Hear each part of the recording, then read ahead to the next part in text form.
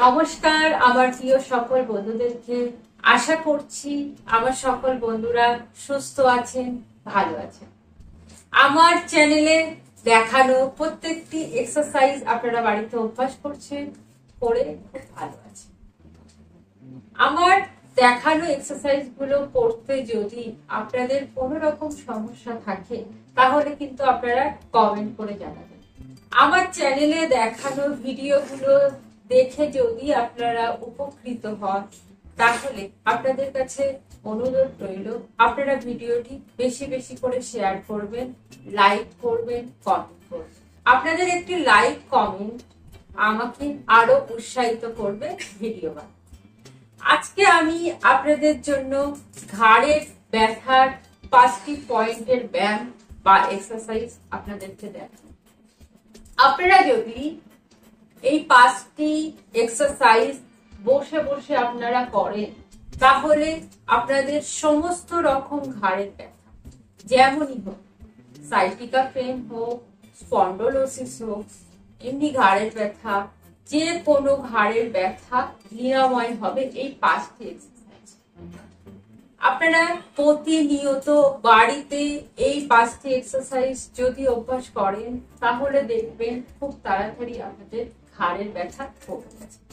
চলুন তাহলে আমি দেখিয়ে দিই কিভাবে এই এক্সারসাইজ গুলো আপনারা বাড়িতে।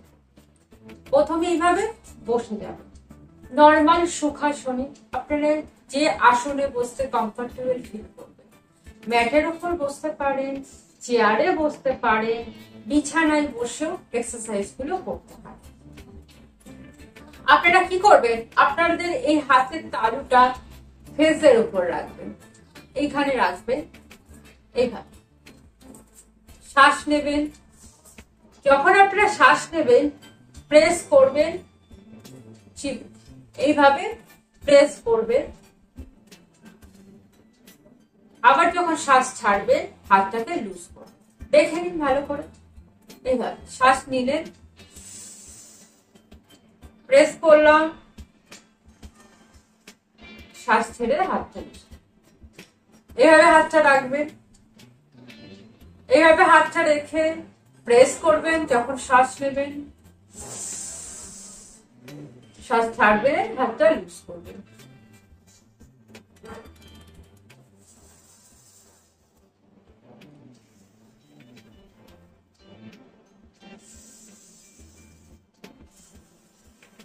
Opposite side of same.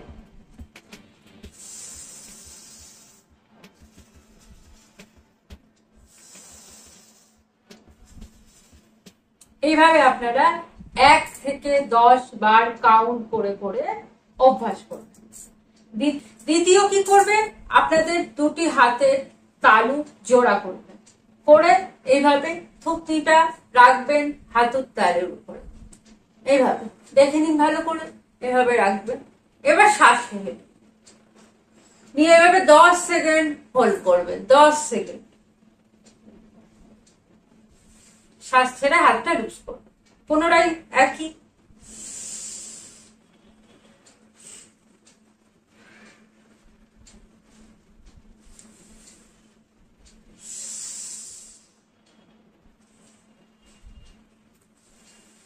এটাও আপনারা 10 বার অভ্যাস করবেন। হাতের এই অংশটি আপনাদের ডান সাইডে রাখবেন, এইভাবে ডান সাইডে রাখবেন। ডান সাইডে রেখে কি করবেন, হাতটা ঠেলবেন কপালের দিকে, মানে আপনার বাম দিকে, কিন্তু মাথাটা যেন বাম দিকে বেঁকে না যায়। আর মাথাটা ঠেলবেন হাতের দিকে। ভালো করে খেয়াল করুন, হাতটা ঠেলবেন মাথার দিকে, মাথাটা ঠেলবেন হাতের দিকে। শ্বাস নিলাম, হাতটা লুজ করলাম। নেক্সট কি করবেন, হাতগুলোকে এইভাবে হাতের আঙুলগুলোকে লক করবেন, করে কপালে রাখবেন। কপালে রেখে হাতের তালু দিয়ে মাথাটাকে পেছনে ঠেলবেন আর মাথাটা ঠেলবেন হাতের দিকে। এইভাবে শ্বাস নেবেন, ঠেলবেন, শ্বাস ছেড়ে হাতটা লুজ করবেন। আবার শ্বাস নেবেন, পেছন দিকে ঠেলবেন, হাতটা লুজ করবেন।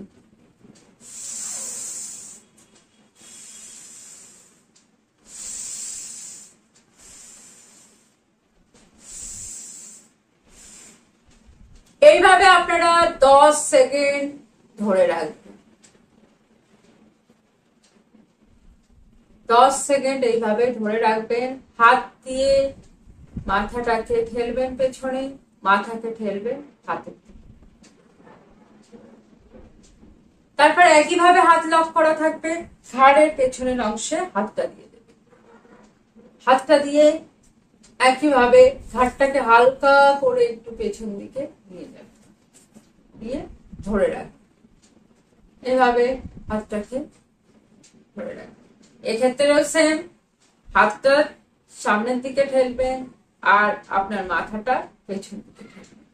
এই অবস্থাতেও আপনারা 10 সেকেন্ড ধরে রাখবেন।